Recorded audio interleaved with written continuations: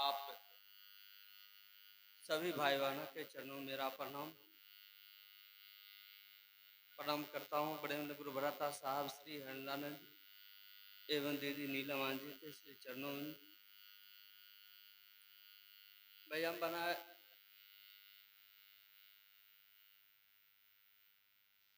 हम लोग बातें कर रहे हैं। वही शिव, वही परमात्मा जिनको हम आपने जलाभिषेक, रुद्राभिषेक, कांवर लेकर देवघर तक गए, एक लोटा जल चढ़ा करके अपने मन वांछित फल, अपनी मनोकामना पूर्ति कराते आए हैं। वह गुरु भी हैं और हम आप अज्ञानता के कारण अपना सही रूप में है नहीं। हम मानव के शकल में हैं, लेकिन हमारे अपनी पहचान, उसका जो स्वरूप होना चाहिए वास्तविक में, वह है नहीं। हम आपस में झगड़ते हैं, अपनी जिंदगी को दुखों से भर लिए हैं। इन्हीं दुखों को दूर करने के लिए ही आज हमारे साहब श्री हरिदानंद जी ने हम लोगों के लिए यह अमूल्य उपाय करके गए कि हम आप इस अंधकार से, अज्ञानता रूपी अंधकार से निकलिए और अपने आप को समझने का प्रयास करिए। सबसे पहले तो हम समझेंगे हम हैं कौन, क्या करना है। मानव के रूप में हैं। लोग बोलते हैं, आप भी अपने बच्चों को बोलते हैं हमेशा कि अरे आदमी नहीं तो चलना। आदमी तो है, ये है। कुत्ता को नहीं कहा, गाय को नहीं कहा, आदमी को कहा जाता है। हम आप अनायास ही बोल पड़ते हैं, तो कुछ तो कमी होगी ही ना। आज साहब ने कहा कि चलिए उस शिव को, गुरु का काम है दियते ज्ञानं क्षयते पापं, वह ज्ञान देते हैं और अज्ञानता रूपी पाप को दूर करते हैं। और इसके लिए कोई पात्रता निर्धारित नहीं है, कोई साधना आराधना की आवश्यकता नहीं है। आप जैसे भी हैं, जिस वेशभूषा, रहन सहन, खान पान में बसर करते हैं, उसी तरह में आप केवल विचार में लाइए कि वह शिव हमारे गुरु हैं, मैं उनका शिष्य हूँ। साहब शिष्यानुति में लिखे हैं और बार बार हम लोगों ने सुना भी है। कहे कि जानते हैं, यह वार्तालाप, यह बातचीत, बार बार उच्चारण करना एक दिन आपको सही रूप में शिष्य के बना देगा, शिष्य के रूप में खड़े हो जाइएगा। गुरु का दायित्व है। आप हम हर जगह देखते हैं कि कहीं भी नेटवर्क में, कहीं भी जाते हैं, अध्यात्म कहीं भी सुनते हैं, तो लोग बोलते हैं कि अरे आप बार बार ऐसा अपने आप को दिलासा तो दीजिए कि मैं ठीक हूँ, मैं ठीक हूँ। लेकिन हम आप हैं क्या, बोलते बोलते उसको उल्टा ज्यादा प्रयोग करते हैं, निगेटिव ज्यादा प्रयोग करते हैं। कोई भी चीज होता है तो कहते हैं मौन ने है, तबीयत ठीक है, कहीं नहीं जाना है, तीन कहेंगे कि जाए नहीं जेबो, कुछ काम है। हम लोग क्या बोलते हैं, आज तबीयतें न ठीक नहीं हो। और यही चीज असर करता है, हम आपको मालूम नहीं। असर होते होते एक दिन सचमुच में बीमार हो जाते हैं। इसलिए साहब ने कहा कि अरे बोलना ही है तो अच्छा बोलो ना, बुरा क्यों सोचते हो, सोचो तो अच्छा सोचो। सोचने में क्या लगता है, कौन सा खर्च लग रहा है। हो सकता है उसमें से कुछ आपके समय के हिसाब से ठीक आ जाएगा, उसका परिणाम सही आना शुरू हो जाएगा, तो अच्छा न सोचेंगे। नहीं, चाहत तो हम सबकी है कि बहुत अच्छा रहें, ये करें, लेकिन उसका गतिविधि बनाना न पड़ेगा। साहब क्यों कहे कि ये वार्तालाप करने के लिए, ये हमारी, ये सोचिए कि हमारे पूर्वजों में बाप दादा कभी किसी ने नहीं कहा कि महादेव वह भोला बाबा गुरु होंगे, ये तुम्हारे गुरु होंगे, नहीं कहा। आज कैसे आप बन गए कि इसलिए कि आज के समय में वह परमात्मा जो चाहता है वही होता है। मानवो इच्छा नास्ति, देवो इच्छा सर्वोपरि। उसकी इच्छा ही सर्वोपरि है, उसके सामने हमारा कुछ नहीं चल रहा है। उसने चाहा है, हम नहीं चाहे किसी से बनेंगे, हमें से किसी की चाहत नहीं थी, जानकारी में कहीं, सोच में, कल्पना में कहीं था ही नहीं, तो और बात क्या करेंगे।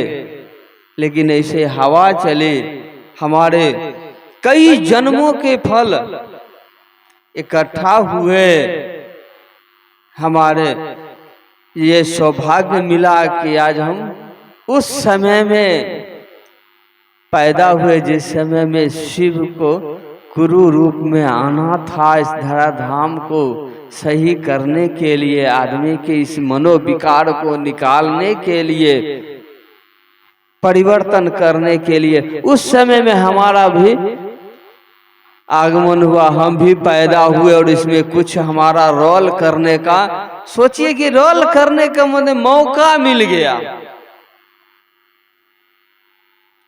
और हम आप हैं कि सोचते हैं कि कोई बात नहीं, घोषणा हो न गया है, हम तो चेला हो ही गए हैं। अरे बाबा बड़ा परिश्रम करता है, स्कूल में विद्यार्थी एडमिशन करा लिया, पहला में पढ़ने के लिए चल गया, इसका मतलब ये नहीं है कि वो मास्टर कलेक्टर बनिए जाएगा, ऐसा तो नहीं है। इसके बीच में 15 साल का सफ़र है, मैट्रिक 15 साल में मैट्रिक पास होगा, उसके बाद और पढ़ाई है, फिर करेगा 20-25 साल।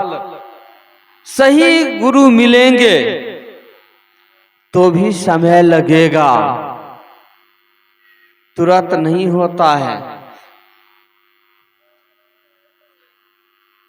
तो लेकिन हमारे साहब ने एक चीज कहे कि शिव गुरु है ना, वो हमेशा कल्याण करते हैं, इसलिए आप ये अपना पिछला वक्त भूल जाइए कि हम क्या थे, क्या होना चाहते थे, उसको भूल जाइए और सिर्फ चेला बनने की मानसा में खड़े हो जाइए कि चाहे जो हो जाएगा। इसलिए कहा गया है कि गुरु सकल उपचारा, गुरु सकल सब चीज का उपाय है, जो हम जानते हैं उसका भी, जो नहीं जानते हैं कारण उसका भी सकल उपचारा है। हमारे सारे जिंदगी का साहब शिष्यानुभूति में सबसे लास्ट पंक्ति यही लिखे हैं कि अगर संपूर्ण विश्व के मानव जाति शिव को अपना गुरु मान ले तो महेश्वर शिव को उनके जीवन का उत्तरदायित्व लेना होगा। साहब कहे कि ये तो हमने भावावेश में लिखाते गया, लिख दिया, लेकिन तब हम सोच में पड़ गए कि सारे मानव जाति शिव को गुरु मान लेगा तो उसका उत्तरदायित्व तो महादेव लेंगे, वह गुरु लेंगे। कहीं गलत तो नहीं कर दिया। लेकिन महादेव गुरुओं के गुरु हैं, गुराधिपति हैं, जगत गुरु पहले से ही हैं, आज थोड़े बनाए हैं। साहब ने कहा, महादेव बोले लिख दिए हो, चलो ठीक है देख लेंगे। अरे वो तो पहले से ही हैं, ईश्वर के रूप में हमारे, वो सब कुछ इस पूरी दुनिया को संभाल रहे हैं कि नहीं संभाल रहे हैं, उनके ही करने से तो चल रहा है। और गुरु सही मायने में हम शिष्य हो जाएंगे। आज से जो कहते चले आ रहे हैं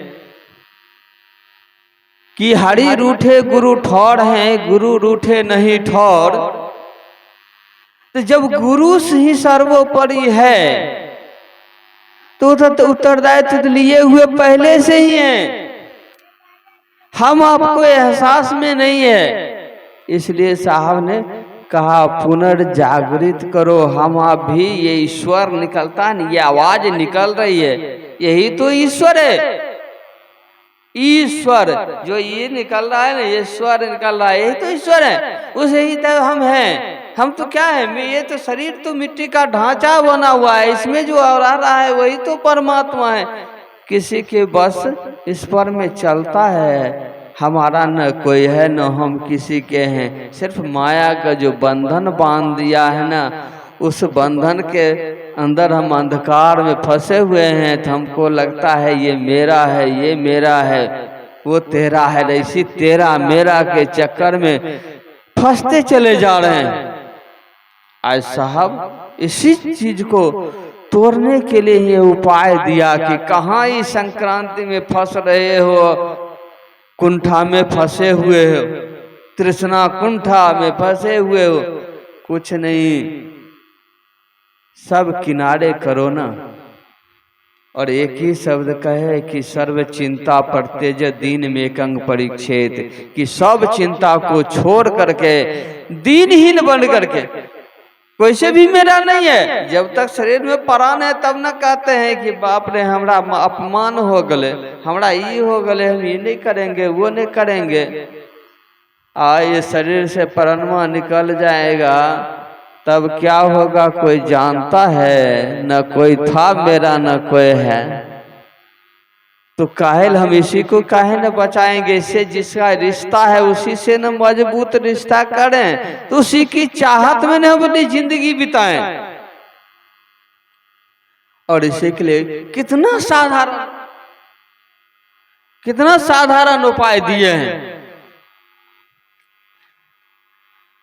कि आप जहाँ हैं जैसे हैं, कोई न पूजा पाठ कोई ज्यादा करने की जरूरत नहीं है, ना नहाने धोने की चिंता है, न किसी तरह की।